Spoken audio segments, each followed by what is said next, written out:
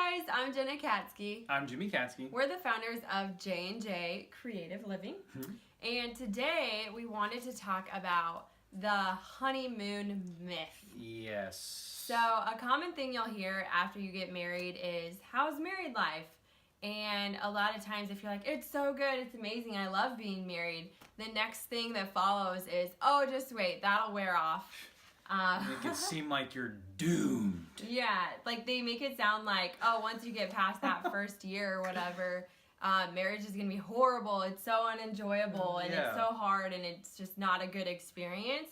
Well, that is a myth. Yeah. And we just want to share what God says about marriage. He designed it to be mutual submission, intimacy, transparency, respect, love, and laying yourself down for one another, and it's just supposed to be enjoyed with abundance. Yes. And I got a couple verses to share that husbands and wives could look into to making your marriage feel like you're always in the honeymoon phase. And with that, you know, God shows no condemnation. So when people do say that, you know, oh, just wait, it's like, you know, if you're married under God, it shouldn't feel that way. So here are some verses to help. We're going to read out of Ephesians 5:21 Thank you. through 25. Yes, thank you, Jenna. Submit to one another out of reverence for Christ. Wives, submit yourselves to your own husbands as you do to the Lord. For the husband is the head of the wife, as Christ is the head of the church, his body, of which he is the Savior. Now as the church submits to Christ, so also wives should submit to their husbands in everything. Husbands, love your wives just as Christ loved the church and gave himself up for her. And we have an awesome little side note commentary part of that of what does it mean to be submissive, especially with wives. And it's not really like saying husbands have the license to be domineering, abusive, controlling, tyrannical, or hold on, dictatorial. Hope I said that right. We're not meant to be Hitlers here.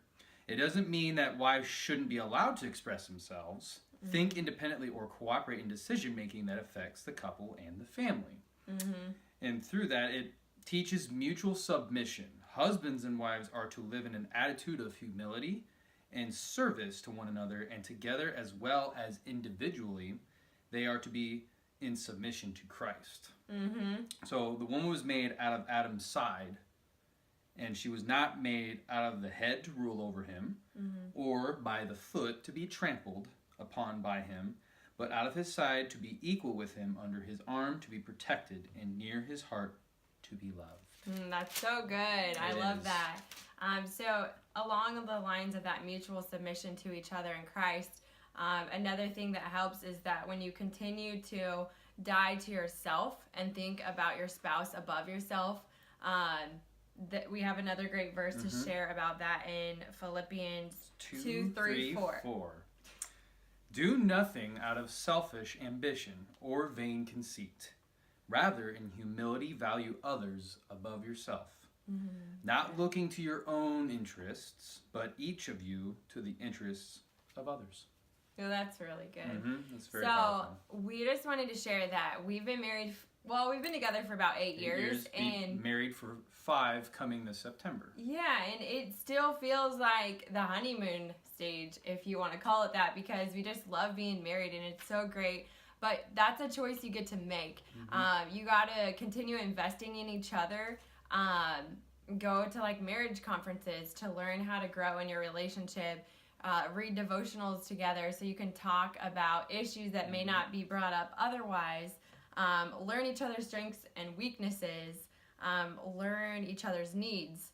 A woman wants to feel loved and pursued by her husband, that he would choose her again. And a husband just wants to feel appreciated and respected, that his wife is his biggest fan and cheerleader. Talk about your future desires, like your career, your finances, if you want to have kids, if you desire to be a stay-at-home mom or not, so you guys are on the same page. And also like be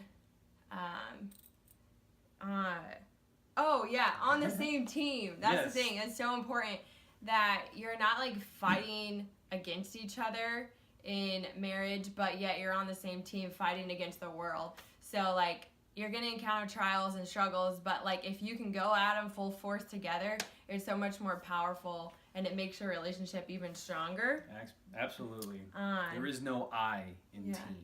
And then also just like continue being adventurous. If you were loving to travel before you got married, don't stop doing that when you're married. Even though if money is tight or whatever it might be, like make it a priority that you keep doing fun things that you love, or the marriage will just continue to get stale and stagnant. So those are just some tips that have really worked for us to make our marriage strong and enjoyable and abundant. And so we hope those tips have helped you. Absolutely. And remember, every circumstance will have a challenge in your marriage, but it's how you respond to it that will bring out that outcome. So we encourage you to always just go at it, either if it's hard or easy, with open arms and humility and just loving your wife obsessively. Your response is your responsibility. Absolutely. And so we hope this helped you guys out. Love God. Love each other. Love your life. Have a great week. Take care, everybody. Bye-bye.